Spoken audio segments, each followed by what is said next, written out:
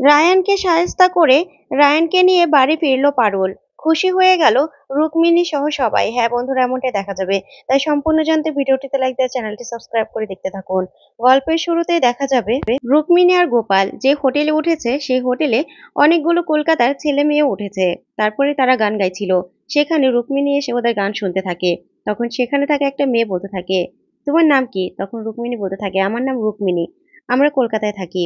তখন এই কথা বলে তখন মেয়েগুলোকে জিজ্ঞাসা করে, তোমরা এখানকার? তখন রুক্মিণীকে ওই মেয়েগুলো উত্তর দেয়, না, আমরা কলকাতায় থাকি, কলেজে পড়ি, আমরা বন্ধু বান্ধবরা সবাই একসাথে ঘুরতে এসেছি। তখন রুক্মিণী সবার সামনে দাঁড়িয়ে বলতে থাকে, এই সময়টা না খুব ইম্পর্টেন্ট, এখন যা খুশি তাই করে নাও, পরে চাকরি, বিয়ে, তারপরে না এই সময়গুলো আর পাবে না। যা শুনে গোপাল খুব কষ্ট পায়। তারপরে রুক্মিণী ওদের হাত থেকে গিটার নিয়ে গান গাইতে থাকে আর গিটার বাজাতে থাকে। তখন গোপালও রুক্মিণীর সাথে বসে গান গাইতে থাকে। তারপরে গানটা শেষ হলেই সবাই গোপাল আর রুক্মিণীর খুব প্রশংসা করতে থাকে। তখন রুক্মিণী গোপালকে বলতে থাকে, দেখুন, আজকে আপনার আর আমার জুড়ি নিয়ে অনেকেই অনেক কথা বললো, প্লিজ এগুলো শুনে আবার আমার কাছে কিছু আশা করবেন না। তখন গোপাল বলতে থাকে, না না, আমি তো একদিনের রাজা, দিন ফুরলেই আবার সে আগের জায়গাতেই চলে যাব, কেন কিছু মনে করব, আমি সবটা জানি। যা শুনে রুকু অবাক হয়ে তাকিয়ে থাকে। ওইদিকে দেখা যাবে রাকাকে পারুল নিজেদের বিয়ে ছবি দেখাচ্ছিল। তখনই বরদা সেখানে চলে আসে নিজের ছবি নিয়ে। তখন রাকা বলে, কি রে বরদা, এ ছবি নিয়ে কোথায় যাচ্ছিস? তখনই বরদা বলতে থাকে, আরে নিজের ছবি, আমার ছবি আমাদের রুমে টানাবো, ঝিমের ওখান থেকে আমি তুলেছিলাম, জানিস তো, খুব বেশ ভাব ভাব লাগে। তখন এই কথা শুনেই অবাক হয়ে যায় পারুল। তখন বলতে থাকে, ইস, বরদা না অনেক ভালো, অনেক সুইট। তখন রাকা বলতে থাকে, তোমার আবার কি হলো পারুল? তখন পারুল বলতে থাকে, বরদার থেকেই তো এবার তোমার দাদাকে ফিরিয়ে আনার একটা ব্রহ্মাস্ত্র পেয়ে গেলাম। এই ব্রহ্মাস্ত্র কিছুতেই তোমার দাদা ফেরাতে পারবে না। যা শুনে রাকা অবাক হয়ে যায়, আর বলতে থাকে, বরদার থেকে তুমি আইডিয়া পেলে? কি বলছো, এইটা আইডিয়া ওয়ার্ক করবে? তখনই পারুল বলতে থাকে, হ্যাঁ, কি বলছো, ওয়াক করবে মানে? দৌড়বে, শুধু সকালটা হতে দাও। এই বলে পারুল খুশি হয়ে যায় আর রাকা অবাক হয়ে তাকিয়ে থাকে। তারপরে দেখা যাবে সকাল হয়ে যায়। ওইদিকে রায়ান ওর বন্ধু বান্ধবদের সাথে সব জুনিয়রদের ওয়েলকাম জানানোর জন্য সব ব্যবস্থা করছিল। তখনই রায়ানের বন্ধু বলতে থাকে, এই রায়ান, আমরাও তো এবার এমবিএ তে, তাই না, আমাদেরও তো কেউ ওয়েলকাম জানাতে পারে।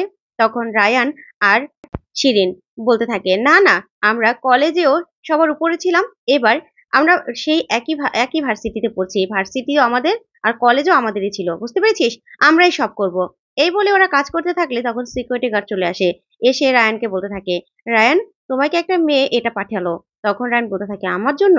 তারপরে সবাই রায়ানের খুব প্রশংসা করতে থাকে আর বলতে থাকে, হ্যাঁ, রায়ানকে ভালোবাসে না, পছন্দ করেন এরকম কোনো মেয়ে আছে নাকি? তারপরে রায়ানকে শিরিন বলতে থাকে, রায়ান, এটার মধ্যে কি আছে একটু দেখ না। তখনই রায়ান আড়ালে গিয়ে সেই প্যাকেটটা খুলতেই সেখানে নিজের আর পারুলের বিয়ের ছবি দেখে রায়ান পুরো চমকে যায় আর বলতে থাকে, এসব কি? তখন শিরিন অবাক হয়ে যায়। তারপর শিরিন বলে, কিরে রায়ান, কি এটার মধ্যে? তখন রায়ান বলে, না না, কিছু না। তখন ওর বন্ধু বান্ধব দেখতে চাইলে রায়ান ওদের সাথে খারাপ ব্যবহার করলে তখন শিরিন বলতে থাকে, নিশ্চয়ই মেয়েটা কিছু করেছে না রে রায়ান? তখন রায়ান বলতে থাকে, শিরিন, তুই ওদেরকে সামলা, আমি আসছি। এই বলেই রায়ান বাইরে চলে যায়। তখন সেই দারোয়ানকে গিয়ে বলতে থাকে, আচ্ছা, যে মেয়েটা আমাকে এগুলো পাঠিয়েছিল সেই মেয়েটা কোথায়? তখনই দারোয়ান বলতে থাকে, ওই তো মেয়েটা দাঁড়িয়ে আছে।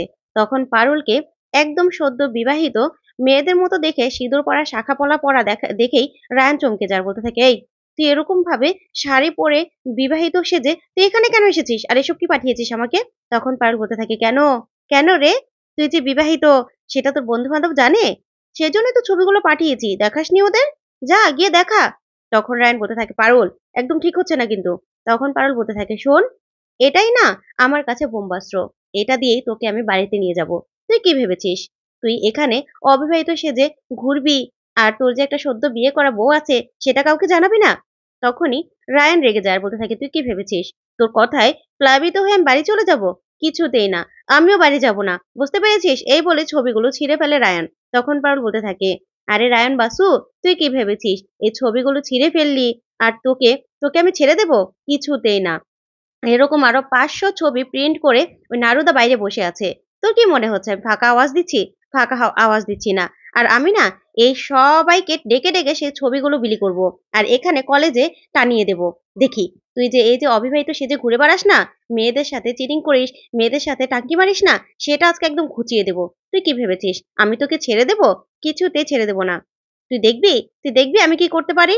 তখন এই কথা শুনেই রায়ান চমকে যায়। তখন পারুল বলতে থাকে, দাঁড়া, এখনই আমি সবাইকে ডেকে ডেকে বলছি।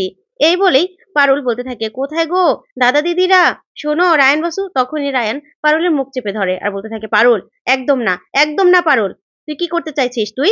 তখন পারুল বলতে থাকে, তাহলে আমার সাথে চল, না হলে আমি সবাইকে আজকে সবটা জানিয়ে দেবো। তুই কি ভেবেছিস আমি জানাতে পারবো না?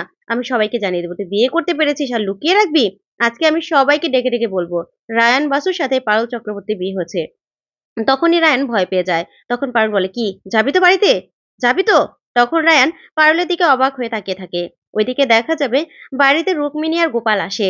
তখন রুক্মিণী আর গোপালকে সবাই বরণ করে ঘরে তোলে। তারপরে গোপাল এনে সবাইকে বলতে থাকে, আপনাদের জন্য মিষ্টি নিয়ে এসেছি। তখন সবাই খুব খুশি হয়ে যায় মিষ্টি দেখে। আর ওইদিকে রুকুর মা রুকুকে বলতে থাকে, এ কি রুকু, তুই তো একদম মুখটা শুকিয়ে গেছে, আমার মেয়েটা এই কদিনে একদম শুকিয়ে গেছে। তখনই রুকুর মাসি রুকুর মাকে বলতে থাকে, কেন রে দিদি, তোর মনে হচ্ছে যেন গোপালের মা বাবারা ওকে খেতেই দেয়নি? ওরা কি গরিব নাকি? ওরাও যথেষ্ট বড়লোক, তাহলে এরকম করে কেন বলছিস? তখনই কৌশলী বলতে থাকে, সেটা যদি তুমি বুঝতে তাহলে তো হয়েই যেত। তখনই রুকুর মাসি চুপ করে যায়। তখন রুকু বলতে থাকে, আচ্ছা রায়ান কোথায়? যা শুনে সবাই চমকে যায়। তখন রুকুর মাসি বলতে থাকে, কেন রুকু, তোমার সাথে রায়ানের কথা হয়নি? তখন এই কথা শুনে রুকু অবাক হয়ে যায়, বলতে থাকে, কেন, কি হয়েছে, রায়ান কোথায়? তখন দাদু রুক্মিণীর দিকে তাকিয়ে বলতে থাকে, যেই ভাই দিদি অন্তঃপ্রাণ, সে দিদিকে ফোন করে কিছু বলেনি, সেটা আমি কোনোদিনও বিশ্বাস করি না। বুঝতে পেরেছো? তারপরেও যখন তুমি আমার মুখে সবটা শুনতে চাইছো, জবাবদিহিতা চাইছো, হ্যাঁ আমি বলছি, আমি আমি পারুল দিদির আর রায়ান দাদাভাইয়ের বিয়েটা মানি। বুঝতে পেরেছো? এই বাড়ির কে মানলো কে না মানলো সেটা আমি জানতে চাই না, কিন্তু পারুল দিদি যে এই বাড়ির বউ সেটা আমি মানি। তখন রায়ান দাদা এটা মানতে রাজি হয়নি, তাই ও এ বাড়ি ছেড়ে চলে গেছে। তখন এই কথা শুনে রুকু বলতে থাকে, দাদু, ও চলে গেল আর তুমি ওকে যেতে দিলে, তুমি একটু আটকালে না। এই কথা শুনে দাদু অবাক হয়ে যায়। তখন দাদু বলতে থাকে, শোনো, তোমার ভাই না যথেষ্ট বড় হয়েছে, ও নিজে সবটা বোঝে। তাহলে তাহলে আমি কেন আটকাতে যাব? তোমার ভাই নিজের কোনটা ভালো কোনটা মন্দ সেটা বুঝলো না? ওকে যে পারুল দিদিকে মানতে হবে সেটাও বুঝলো না? তখন এই কথা শুনে রুকু অবাক হয়ে যায়, আর বাড়ির প্রতিটা মানুষ অবাক হয়ে যায়। তখন দাদু ভাইয়ের কথায় রুক্মিণী বলতে থাকে, আচ্ছা দাদু, ও না হয় ছোট, ও না হয় রাগ করেছে, ওর সাথে যেটা করেছো, ও রাগ করতেই পারে, সেই জন্য ওকে আটকাবে না? তখন দাদু বলতে থাকে, কেন আটকাবো আমি, কেন? ঠিক তখনই সেখানে পারুল এসে দাঁড়ায় আর এসে বলতে থাকে, যার দিদি এই বাড়িতে আজকে অষ্টমঙ্গলায় আসবে, আর সেখানে ভাই না আসলে কি পারে, ভাই না এসে কি থাকতে পারে? তখন এই কথা শুনে রুকু অবাক হয়ে যায়। তারপরেই রায়ান এসে দরজায় দাঁড়ালে রায়ানকে দেখে সবাই অবাক হয়ে তাকিয়ে থাকে, খুশি হয়ে যায় দাদু সহ সবাই। তো বন্ধুরা, আজকের আপডেটটি তোমাদের কাছে কেমন লাগলো অবশ্যই কমেন্ট করে জানাতে ভুলবে না। পরবর্তী আপডেট পেতে চ্যানেলটি সাবস্ক্রাইব করবে। ধন্যবাদ।